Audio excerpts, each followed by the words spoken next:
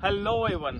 आज international biodiversity day है और आज मैं आप लोगों को कुछ स्पेशल दिखाना चाहता हूं बायोडाइवर्सिटी डे पर, क्योंकि आप लोग जानते हैं कि लगातार हमारे देश में से या वर्ल्ड में से इस अर्थ के सरफेस से बहुत सारी प्लांट और एनिमल स्पीसीज लगातार एक्सटिंक्ट होती जा रही हैं, लेकिन ह्यूमन बीइंग इसमें एक बहुत इंपॉर्टेंट रोल प्ले कर रहा है, यानी कि हम लगातार पेड़ों को काटते जा रहे हैं, बहुत सारे जंगलों को हमने साफ कर दिया है हमारे अपने पर्सनल बेनिफिट के लिए, लेकिन लॉन्ग टर्म ये बेनिफिट हमें कहीं पर भी नजर नहीं आते हैं। आज मैं राजस्थान में हूं और मुझे एक पेड़ देखने को मिला। ये बरगद का पेड़ है, आप लोग देख सकते हो इसको, और पता नहीं कितने सालों से ये यहाँ पर आपका प्रेजेंट है। लेकिन एक चीज आप लोगों को देखने को मिल रही होगी कि इतना साल पुराना ये जो पेड़ है, बिल्कुल नजदीक आप लोग आकर दिखाइए यहाँ पर। इस पेड़ की बात करूं तो काफी साल पुराना भी है और ये हमारी धरोहर को बताता है, ये हमारी संस्कृति को बताता है और आज हमें इनको बचाने की आवश्यकता है।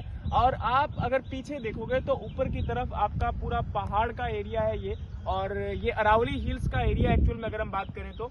लेकिन एक चीज मैं बताना चाहूंगा यहाँ पर कि ये जो एरिया आपका देख पा रहे हो, यहाँ पर बहुत सारी प्लांट स्पीसीज प्रेजेंट है, लेकिन ये टोटली रेनफेड बेसिस पर है। लेकिन हमारे ऐसे एरिया जहां पर पानी भी लगता है, वहां पर जानबूझकर हमने पेड़ों को काटना स्टार्ट कर दिया है हमारे पर्सनल बेनिफिट के लिए। हम सोचते हैं कि शायद हम जिन क्रॉप को लगातार कल्टीवेट कर रहे हैं, एक या दो क्रॉप को आप कल्टीवेट तो करते हो, लेकिन डाइवर्सिटी उससे मेंटेन नहीं हो पाती है, जिससे आपका लॉन्ग टर्म में हमारा जो आज तापमान बहुत ज्यादा बढ़ रहा है, आज हम देख पा रहे हैं कि एनवायरमेंट बहुत ज्यादा चेंज हो रहा है। तो ये चेंज क्यों हो रहा है, क्या कारण है, इसको जानने की आवश्यकता है और यहाँ पर इसे बहुत कुछ हमें सीखने की आवश्यकता है, क्योंकि पिछले कई सालों में जितना आप लोगों ने जंगल काटा, कार्बन का उत्सर्जन हुआ, उसका नेगेटिव इंपैक्ट भी हमारे ऊपर ही देखने को मिला है।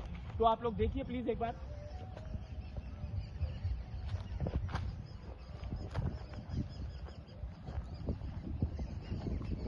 इसमें देखा जा सकता है कि किस प्रकार से पूरा का पूरा नीचे जो ये क्रॉप रूट्स होती हैं, ये नीचे आकर और इन्होंने अपना एक स्टेम फॉर्मेशन इसका कर दिया है, जो कि इसको सपोर्ट प्रोवाइड करवा रहा है।